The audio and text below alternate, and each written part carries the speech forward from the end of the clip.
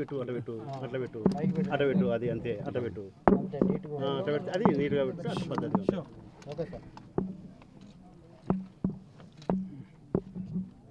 పాత్రికేయ మిత్రులందరికీ కూడా ముందుగా నమస్కారాలు తెలియజేసుకుంటూ ఈరోజు గండికోట రిజర్వాయర్ మరి పర్యటనకు వీచేసినప్పుడు మరి గౌరవ శాసనసభ్యులు మాజీ మంత్రివర్యులు ఆదినారాయణ రెడ్డి గారు, అదేవిధంగా భూపేష్ రెడ్డి గారు, మరి ఇంకా ఎవరైతే ఈ యొక్క సంబంధిత తెలుగుదేశం, జనసేన, బీజేపీ కూటమి నాయకులు, అధికారులు అందరికి కూడా ముందుగా నా హృదయపూర్వకమైనటువంటి నమస్కారాలు అందరికీ కూడా తెలియజేసుకుంటూ, ఆంధ్రప్రదేశ్ రాష్ట్ర విభజన జరిగినటువంటి పరిస్థితుల్లో ఆ రోజు 2014లో వ్యవసాయకమైనటువంటి రాష్ట్రం అనేటువంటి ఉద్దేశంతో ఇరిగేషన్ శాఖకు అత్యంత ప్రాధాన్యత ఆ రోజు 2014, 2019లో చంద్రబాబు నాయుడు గారు ఆ రోజు ఇచ్చినటువంటి పరిస్థితి మీ అందరికీ తెలుసు.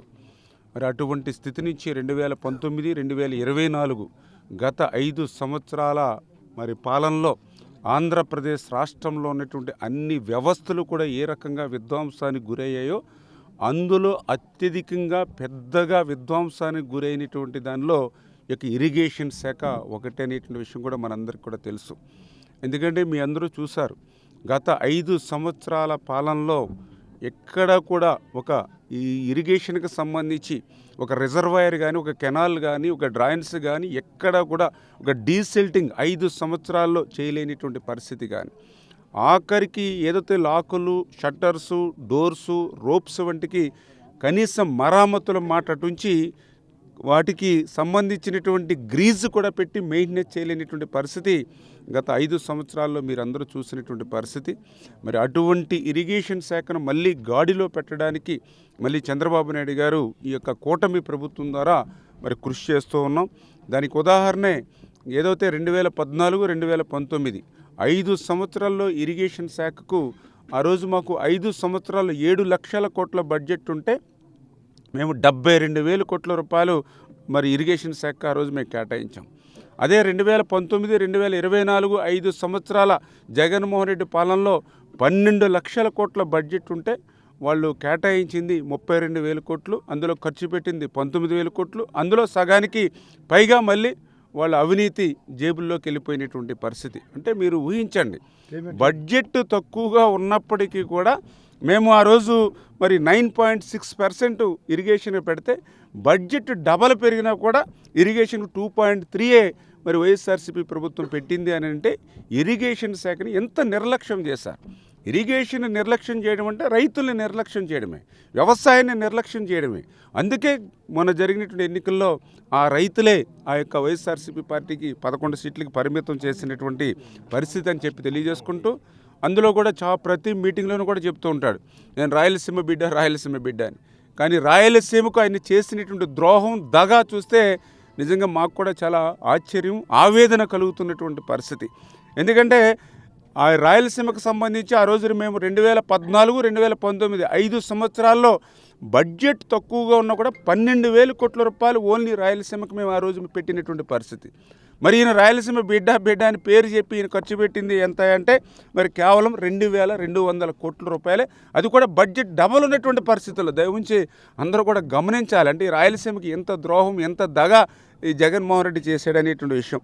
దాని ఉదాహరణే హెచ్ఎన్ఎస్ఎస్ ఉంది, మీ అందరికీ తెలుసు. హంద్రీనివా ఏదైతే రాయలసీమకు కూడా ఒక అది చాలా మెయిన్ హెచ్ఎన్ఎస్ఎస్ కానీ, అదేవిధంగా ఈ గాలేరు నగర్ కానీ 2 కూడా చాలా ఇంపార్టెంట్ ప్రాజెక్టులు ఏదైతే ఇక రాయలసీమకి. ఆ హెచ్ఎన్ఎస్ఎస్ కూడా ఆ రోజు 14, 19లో మేము 5,000 కోట్ల రూపాయలు ఖర్చు పెడితే ఈయన 19, 24లో 515 కోట్ల రూపాయలు.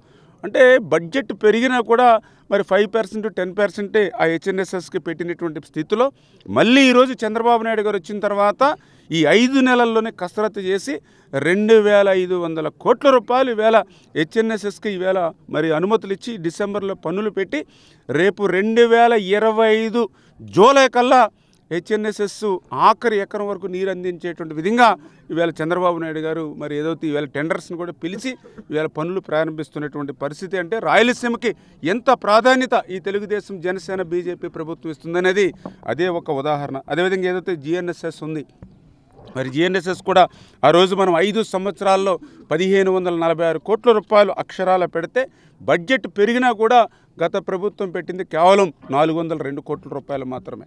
మరి అదేవిధంగా ఏదైతే ప్రతి విషయంలోనూ కూడా ఈ రకంగా అడుగడుగునా కూడా రాయలసీమకి మోసం దగా చేసి ఈరోజు ఆ మోసం దగాకు ఒక పేటెంట్ హక్కు ఇవాళ ప్రపంచంలో ఎవరికైనా ఉంది అంటే అది ఒక్క జగన్మోహన్ రెడ్డిగా ఉందని రాయలసీమకు చేసినటువంటి ద్రోహాన్ని బట్టే మనందరికీ కూడా అర్థమవుతున్నటువంటి పరిస్థితి.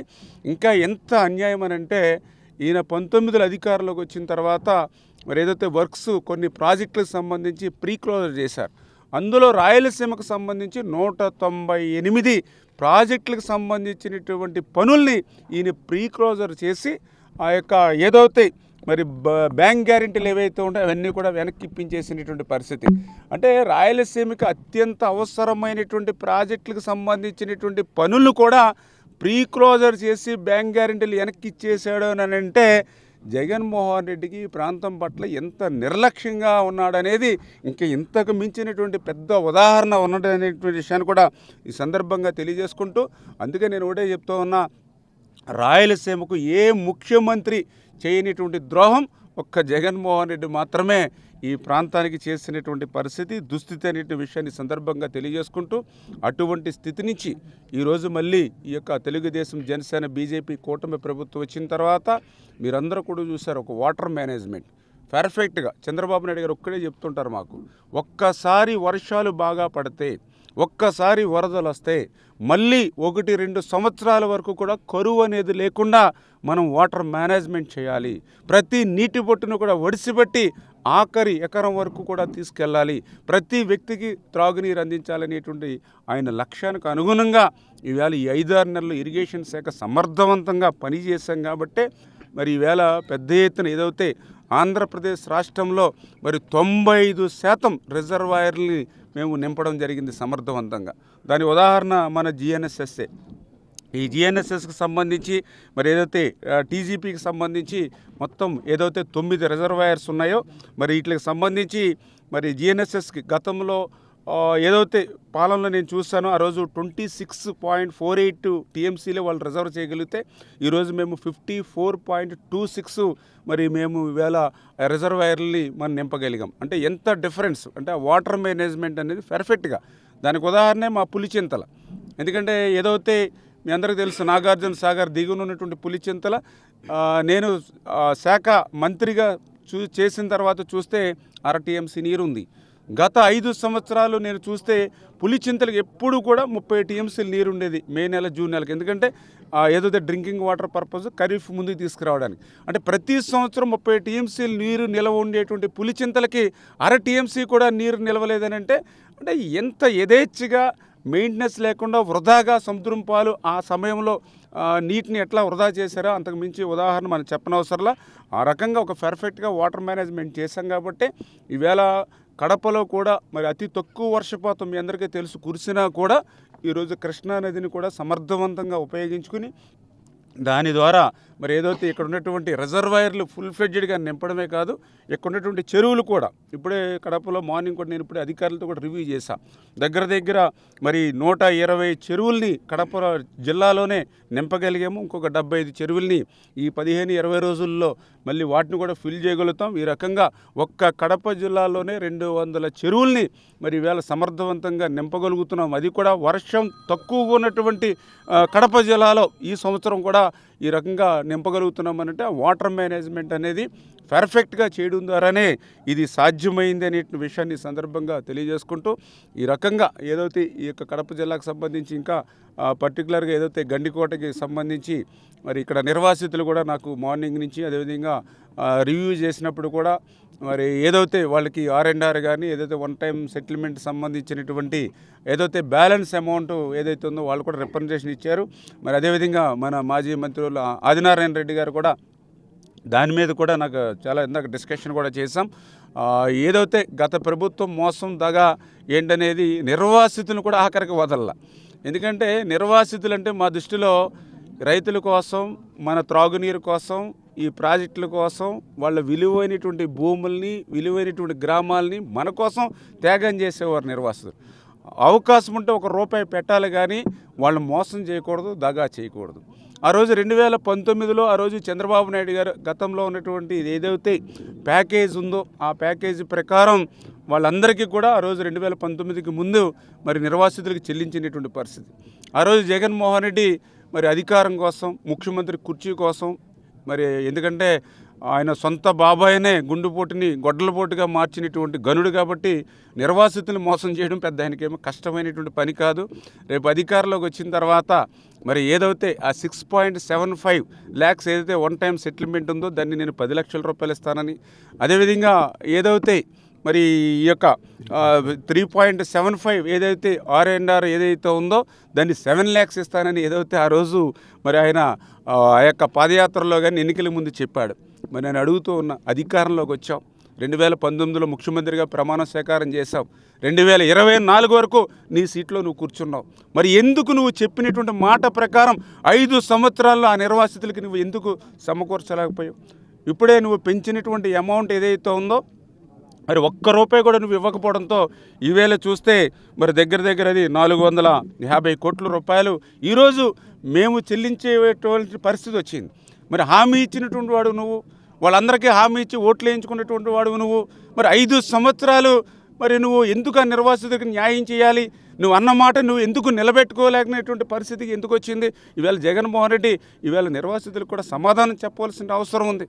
నీ 5 సంవత్సరాలు కూడా ఇసుకలో శాండ్లో ఎంత వస్తుంది, మైన్స్లో ఎంత వస్తుంది, విలువైనటువంటి భూముల్ని కొట్టేస్తే ఎంత వస్తుంది, లెక్కర్లో ఎంత వస్తుంది, ఈ లెక్కలతోటే నీ తాడేపల్లి రాజప్రసాదంలో కూర్చుని మరి ఈవేళ బయటికి రానిటువంటి 5 సంవత్సరాలు నీ పాలన పాపం ఈవేళ.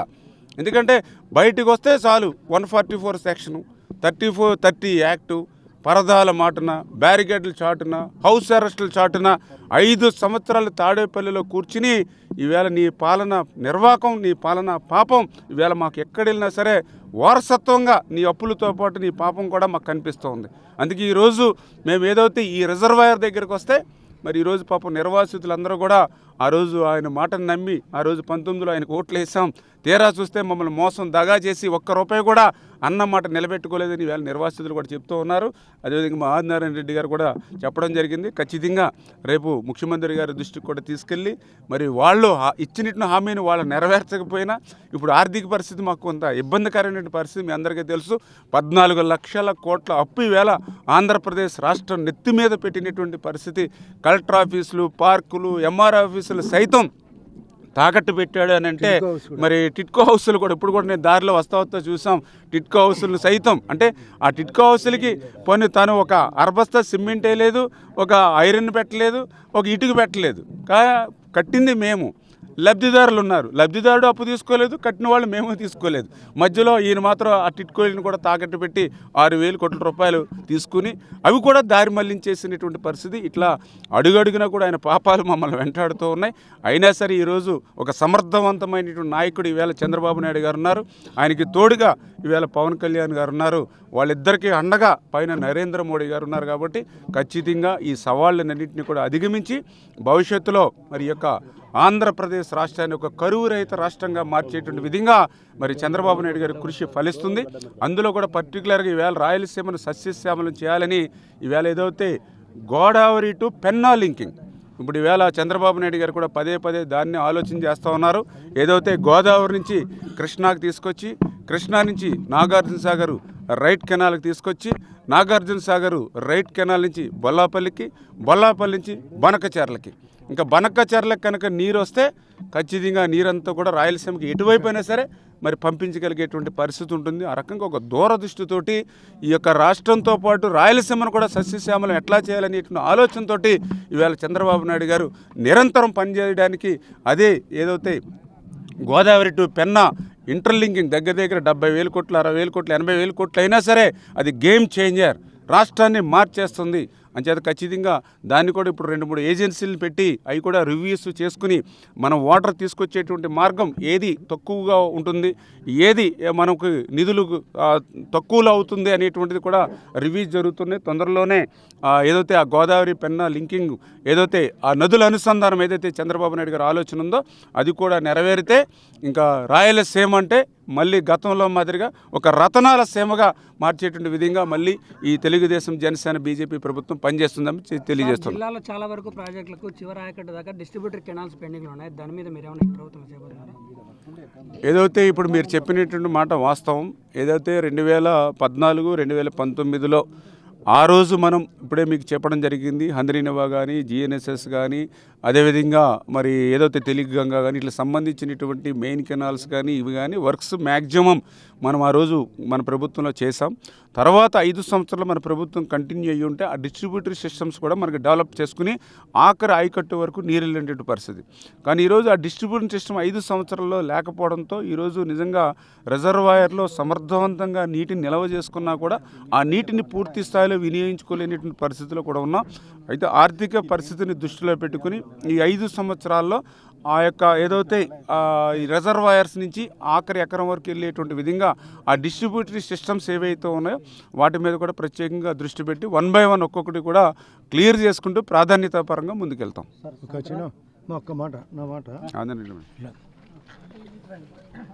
ఈ యొక్క రిజర్వాయర్ సాక్షిగా మంత్రి గారి మీరే మాట్లాడితే మేమేం మాట్లాడతాం. గండికోట రిజర్వాయర్ సాక్షిగా గండికోట రాయలసీమ గుండె చప్పుడు మంత్రి గారికి స్వాగతం, సంతోషం. నాతో పాటు మా భూపేశ్ రెడ్డి, చాలామంది మా నాయకులు ఉన్నారు. ఇప్పుడే మంత్రి గారికి గండికోట రిసార్టులో ఒక నివేదిక ఇచ్చిన. గండికోట నిర్వాసితులకు బ్యాలెన్స్ డబ్బులు ఇవ్వాలి. ఇంకా మంత్రి గారికి పూర్తి ఒక చిన్న సమస్య అంటే ఇక్కడ ఎంపీగా పనిచేసినాడు ఆయన 2 సార్లు. జగన్ రెడ్డి రాష్ట్రానికి ఎంపీగా పనిచేయలే, కడప జిల్లాకు జమ్మలమడుకు ఎంపీ కూడా. చెప్పిన మాట నిలబెట్టుకోవాల్సిన అవసరం ఉంది. మీ బిడ్డనని నీళ్లు నిండా నింపి 3 ఏళ్ల కిందట కుక్కలు ఈర్చినట్టు ఈర్చినాడు వాళ్ళను, డబ్బులు ఇవ్వకుండా దొంగ హామీలు ఇచ్చి. కొందరు వాళ్ళకు మాత్రమే నిధులు ఇచ్చినాడు. ఇది వైఎస్ఆర్ పార్టీకి మాత్రమే దక్కినాయి కొన్ని మాత్రం. అదే టీడీపీ అన్నా, జనసేన అన్నా, బీజేపీ అన్నా పట్టించుకోలేదు. ఇప్పుడు అవి డబ్బులు రావాలా, అందుకో నివేదిక కూడా చర్చ పెడుతున్నాం. అదే కాకుండా రాజుల నిర్మాణం పైన కానీ 3 TMC అనౌన్స్ చేసినాడు, భూములు బ్లాక్ చేసినాడు. ఆ నిర్మాణం కావాలని కూడా అడగడం జరిగింది. SRBC కంటిన్యూషన్ అని. ఇక్కడ ఈ GNSS 2 గుండా పోతే 8 ట్యాంకులకు నీళ్లు నింపాలా, అది కూడా అంతర్భాగం, దీంట్లో భాగం. ప్లస్ చెక్ డ్యాములు కట్టాలా, సబ్ సర్ఫేస్ డ్యాములు కట్టాలా. మీరు అన్నట్టు డిస్ట్రిబ్యూటర్ స్పెండింగ్ ఉన్నాయి. వీటన్నీ నిర్మాణం చేసేదానికి బడ్జెట్ కూడా ఒక పద్ధతి. ఆయన బడ్జెట్ మాత్రం బ్రహ్మాండంగా ఉంది. మనకు అప్పు, మనకు తప్పులు చెప్పుకోవడం గొప్పలు. నేను బటర్ నొక్కినా అని బ్రహ్మాండంగా బటర్ తిన్నాడు ఆయన, వెన్న తిన్నాడు, అందరికీ మజ్జిగ పోసినాడు, బటర్ మిల్క్. దొంగ మాటలని ఇప్పుడు ప్రభుత్వం ఈయన రామానాయుడు గారికి, ఈయన కూడా లెక్చర్గా ఇప్పుడు వచ్చేటప్పుడు చర్చ పెట్టుకున్నాం. నేను లెక్చర్గా పనిచేసిన, ఆయన పనిచేసినాడు, అవగాహన ఉంది. ముఖ్యమంత్రి గారికి తాపత్రం ఉంది, పనిచేసే గుణం ఉంది. మోడీ గారి సపోర్ట్ ఉంది, జనసేన సపోర్ట్ ఉంది. రాష్ట్రం సస్యశ్యామలం అవుతుంది. సూపర్ 6 జరుగుతాయి. 6 సీట్లు కూడా రావు అతనికి. మా సూపర్ 6, మా ఇరిగేషను, మా ఇండస్ట్రీ, మా ఇన్ఫ్రాస్ట్రక్చరు, టూరిజం అన్నీ క్లియర్ అవుతాయి కూడా, ఇన్స్టిట్యూషన్తో సహా. మా ప్యాకేజీ 4 ITలు, industry, institutions, infrastructure plus tourism. ఇవి జరగాల్సిన కార్యక్రమం సూపర్ 6తో పాటు. కాబట్టి మంత్రి గారు ఇక్కడికి వచ్చి చూడడం చాలా సంతోషం. వాళ్ళ నివేదికలు కూడా మా వాళ్ళు కొన్ని విషయాలు అడుగుతారు. మళ్ళీ ఆయన ప్రోగ్రాం ఉంది కాబట్టి మేము త్వరితగతిన పంపాలి కూడా. R&R ప్యాకేజీకి సంబంధించి మీరు గతంలో చాలా వరకు నిర్వాసితులకు మాటలు చెప్పినారు. మీ ప్రభుత్వం వచ్చింది, ఇప్పుడు ఏమన్నా మీరు ఆ పరిహారం పూర్చాలి? ఆ పరిహారము పూడ్చడానికి చెప్పడానికే మంత్రి గారిని ఇక్కడ తోడుకొని వచ్చి సమీక్ష కూడా పెట్టడానికి వచ్చినాం. మీకు అడిగే హక్కు ఉంది, మాకు చెప్పే సమాధానం ఉంది. అందరినీ బాగు చేయాలి. రాయలసీమ బ్రహ్మాండంగా రతనాల సీమ. కారణం ఏమంటే ఇక్కడ ఇప్పుడే ఆయన చెప్తున్నాడు చూసి, కొండలు, ఎర్రకొండలు. మన ఎర్రకొండలు మన దగ్గర ఉన్నాయి, నల్లకొండలు ఉన్నాయి, ఈ భానుకొండల మధ్య ఉంది. చాలా కండలాంటి భూమి ఉంది, ప్రేమ ఉంది. మాతో తేడా ఉంటే కసి కూడా ఉంటుంది. రైట్.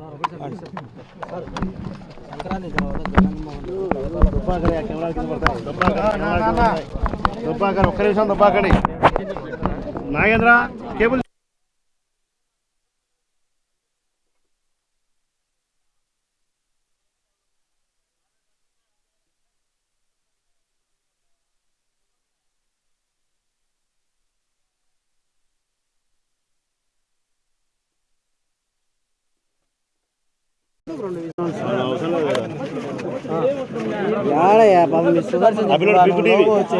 పెద్ద టీవీ